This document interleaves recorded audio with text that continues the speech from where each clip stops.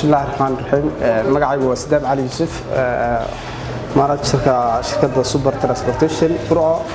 waxaan halkan uga mahad celinayaa bulshooyinka reer Togdheer guud ahaan iyo macaamiisha gaar ahaan macaamiisha ku xiran shirkadda transportation-ka waxaan ugu bishaareynaa oo aan u siinaa bishaaro ah inaanu shirkaddu soo kordhisay safaro bilaash ah oo maxay tahay sida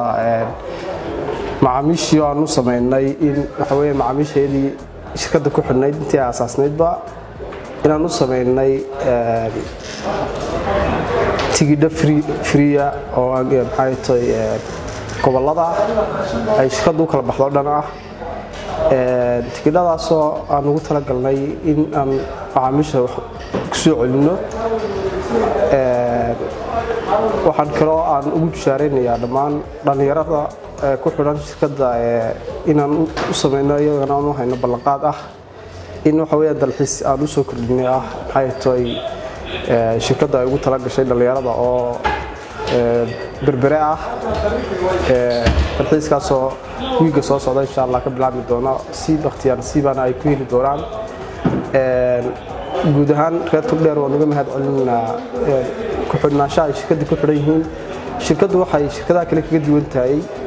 waa shirkad waxa weeyaan gaadiidkeedu wada cusub yahay qof walbana kursigiisii aan wax ciriiriya lagu sameeyay kursigiisu u gaar yahay oo mukeefka aan mar kale laga baqtiinayn inta uu safar ku jiro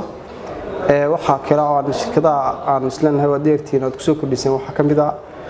in waxa weeyaan macaamiisha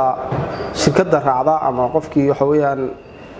matalan Burco kala ka safray